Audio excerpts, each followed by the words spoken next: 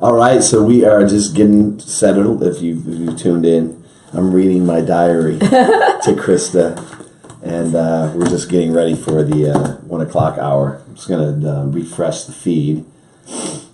Does this mean we're live now? Yeah, we're on right now. Okay. Just to vamp a little bit, I just want to mention I gave Akello this notebook. I'm kind of a stationary queen. Yeah. And his last name is Stone, and this cover is made out of stone. I don't know how they did it, but yeah, it's not just paper, it's made out of stone. Does this mean we're live? So that's what we're looking like there. Okay, cool. So we'll see how, I don't really know how the response is. So we're going to go live in like 2 minutes. We're just getting set up. Hi. Making sure we're looking good. I feel like I'm going to move this so that we are... Sure. Because if you have one person closer, then they look smaller. Yeah. I have a peanut head. Yeah. Cool. We do it all ourselves here at live at 1 o'clock. We are the cast, the crew, the writing team, and the talent. The talents, and sometimes the fans. I did my own makeup today. I'm not wearing any either of us. So. But I decided to go Alicia Keys with it myself. So, yes, exactly. Yeah. I've actually been doing the Alicia Keys before Alicia Keys. But we're not here to entertain you. We are here to inform you. And we have about 1 minute. Now, if I tend to disappear, my nose is running, I gotta go below. Then it's just the Krista show. Yeah. Which is what she probably wanted all along. Which I'm rooting for. The Krista show coming at you live at 1 p.m. from Ohio. She's moving to Ohio, everybody. I'll tell you in a minute. That's not true. I do really enjoy Ohio. Here we go. We're very timely. It's 1 o'clock. Yay! Hi, welcome. Hi, I am Akello, and this is Krista. Hi, guys. And I don't know if you joined us last time. We did a live stream. He's like, what the hell? Let's do a live stream. What did we talk about? Truth. Oh, truth. Mm-hmm. We talked about truth, and then here it is the day before the election day. And I don't know if it was last week, but I think it might have been like last week. I looked at social media, and there's Krista in Ohio. It was a very sudden decision, so I didn't even tell my big brother, right. Hey, I'm going to Ohio. Yeah. Who needs to tell anybody? It's all on Facebook. That's how you find out everything, you know. But I was like, okay, there she is. She's probably like all up under Hillary and making it happen. I loved it. I was so excited to find out that she did that. And I have not asked her about it because I was waiting so that I could ask her, and then you could hear, like, you know, what does it mean to fly to California and go to Ohio and why you were there. So when we're talking about the election, we're really not talking about the content so much in terms of the vote. We're talking about the other side of the election that most of us really don't see. And I'm assuming that's what some of the things that you were able to see while you were in Ohio. It's funny how much I got to see because it was my first time volunteering for a campaign. Actually, I wasn't as politically involved when I was in college. I was more trying to figure out my own life out. So I'm so glad I went because even though I didn't feel like 1,000%, 100% prepared, I knew I wanted to be a part of this election in a bigger way than just voting or just donating money or even just doing like phone calls from the LA office. Like I wanted to be where the action was and like whatever talents I've accumulated and honed over the last few years, I wanted to like bring that for Hillary. Well, that's what I was going to ask you is like, is there something significant about this particular election that really inspired you towards action? I am so excited about having the first woman president, really. I don't tell the story often, but I was sort of more silently supporting Hillary when she first declared that she was running for president. And what really changed was one night I was on the subway here in LA, and it was kind of late at night, and I took the subway home, and this man started masturbating, like, at me or around me or however you want to put it. And on top of that, I mean, that was very, I mean, it was very uncomfortable and for me, and when exited the subway, another man started following me and like wouldn't let me go past him. I had to like jump into a lift anyway. And the thing is, I actually took that I was a little bit, oh gosh, I anticipated that if I told anyone this, they'd be like, oh, why were you out late, on the subway? And I thought to myself, like, it's just so unfair that for me to get safely home, it would have cost like $20.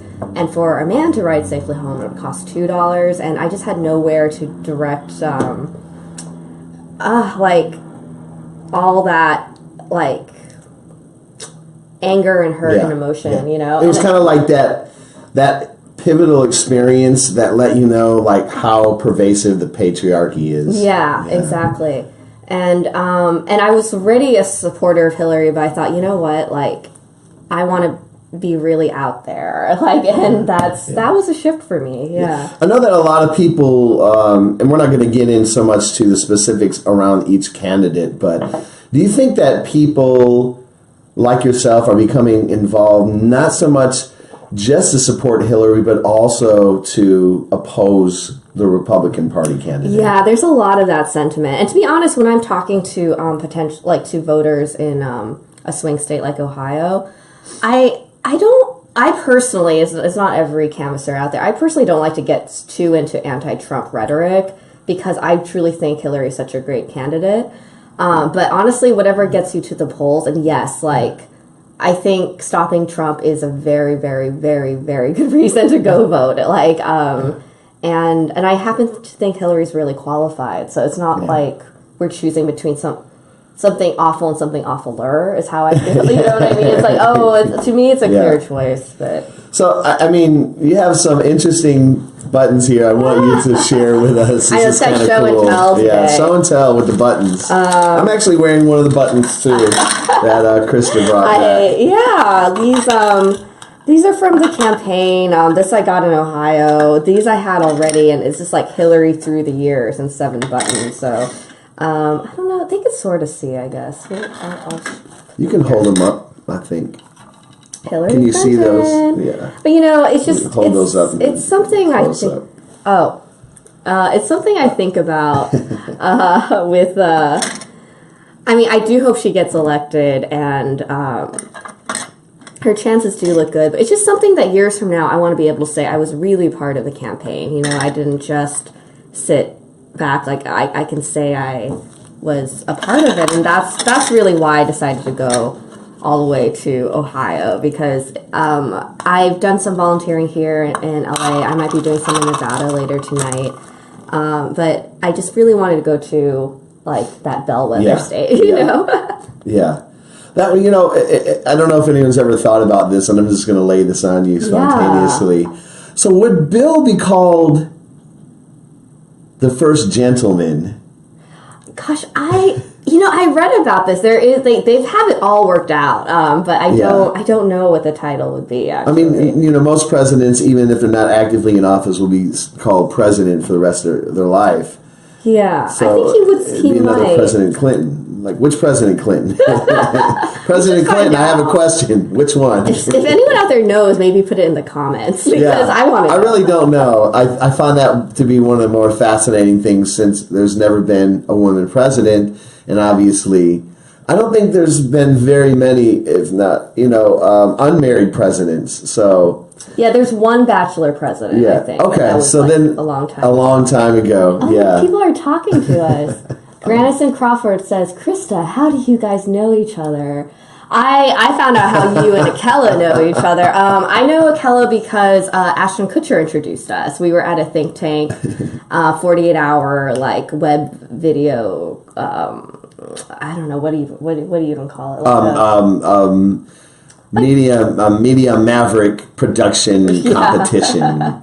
And we were grouped together, and Akella and I have stayed friends ever since. Serendipitously, and worked on lots of stuff together and have a great time. And here we are. Everyone always wanted to know the origins of that. So we're here to talk about the election, and so because we're at 7 minutes, we're trying to keep this between 10 and 15, right? Yeah, keep us. I know your lunch is like 30 minutes, so you're sitting there chewing on your sandwich. So there are a couple kind of peripheral questions that I have and things that we were talking about that I was saving for. And I admit, and I even did a video earlier this year, there were so many proposals on the ballot that my head was spinning, and I literally spent 3 hours reading about these proposals and trying to get my head around understanding them as opposed to propaganda being steering me, because then I'll get all these things that tells me exactly how to vote. Like, I find that very kind of appalling in a way, to tell me how to vote as opposed to give me the information like the thick booklet, but telling me exactly which vote I should make without me looking into it further. How do you feel about that? You know, I think in an ideal world we would all, like, I don't know, heavily research every single ballot. But I do think there's something to be said about finding a source you trust and just seeing what they endorse and then doing your own opinions. After that, like I know my mom likes the LA Times for that. Okay, so people kind of find somebody they trust across the board, and I think for some things you can trust a voice for maybe some of the propositions, but I think there's a lot of variety in the way that, like, maybe a person like me might think on these individual proposals as opposed to across the board. Yeah. How was there a specific measure that you thought was particularly let's say like misleading? Like, oh, it sounds good. Probably the medical marijuana or the marijuana legalization was a very complicated one, because there's parts in it, and from my understanding, where if someone has a marijuana-related felony conviction, it'll be expunged, which I think is great. But then there's also the aspect of what happens when you take a substance that was currently illegal and becomes legal and then becomes regulated by the state.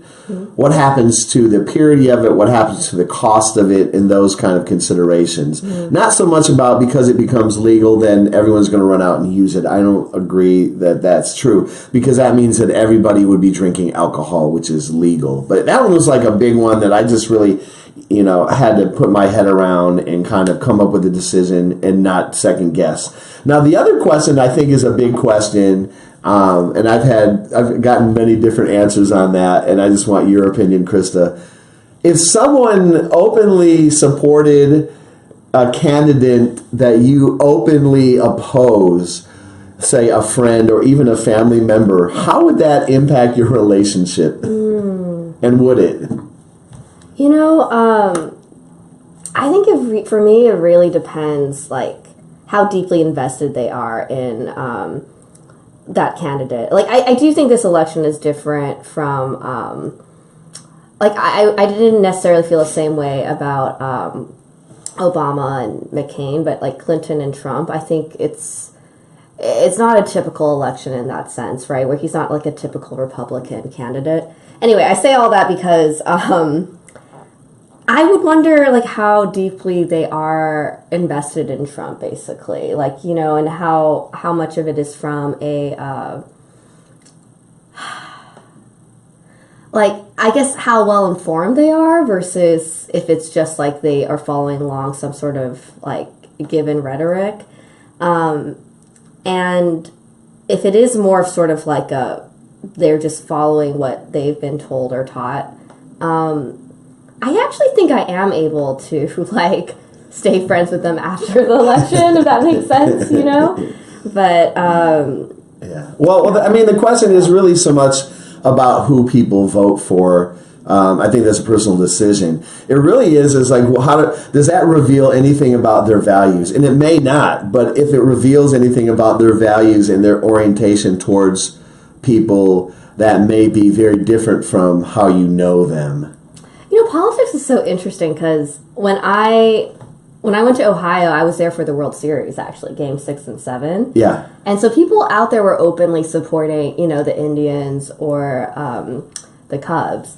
And I just found it so interesting that, like, yeah, there were a couple fist fights I saw on the news, but, like, by and large, people were really, like, civil about it, yet also very passionate about their team. Yeah. And I think that can carry over to politics as well. Yeah. I mean, what about you? Do you it's a tough question. Yeah. I think that I want to know why they support a particular candidate. It's kind of like those things is you can support a particular candidate, and of course every candidate is going to have pros and cons, right? You could actually map out both Hillary and Donald Trump, and you could list pros and cons, whoever you support. I just feel like you have to support for the right reasons, not just because of one platform or one particular position that they have, but maybe the totality of that person. So I don't know. I don't think I've been really adamant about trying to figure that out. And to me, it's kind of like voting is almost like tax return. It's really you and the government. It's not something you openly. If someone said, "Who are you voting for?" I'd be like, "Well, that's why they have those boxes, and you can hide who you're voting for." It's a very secretive process, correct? You know what's interesting? Like a lot of people are saying that the polls might not be so accurate because, like, a Trump supporter who, basically, like, people might not be willing to say they're voting for Trump on the phone, but are willing to say that they're voting for Trump digitally, like online and online. So that digital anonymity is still there, right? And then also, same for Clinton. A lot of people who it publicly don't want to support Clinton actually privately would vote for her or are voting for her. So gosh, that was it was a really quick 15 minutes. We're at 14 minutes and we promised you we wouldn't go over 15. I actually finally sat down and finished this. Krista actually went and voted today in Norwalk. I actually am waiting for this moment. I didn't put on my sticker there. She's going to put her sticker on. Now. I put my sticker on, and I have a little bunny stamp. I don't know where I got the bunny stamp, but I'm putting this in the mail for the first time. I usually go to the polls because I think there's going to be excitement, but the particular polling place I go to is not a lot of excitement. And I kind of walk up and vote, and I'm ready for this excitement and this energy. It doesn't happen, and everyone there is 100 years old that's working the polls, which is fine. But this excitement is they've seen, they're not excited about it, and so I decided, I'm just going to mail it in this year, and so I did. So I'm going to put this in the mailbox as soon as we check out. So we are checking out. So this is Krista and Akela. Thank you for listening, watching, whatever you did. If you caught the tail end, if you caught the beginning, there will be a rebroadcast in case you're so bored you want to watch again and again and again. And again and again and again and again and again. So until next time.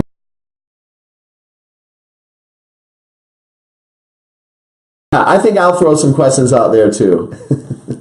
Anyway, we are signing off. Have a great day. Bye.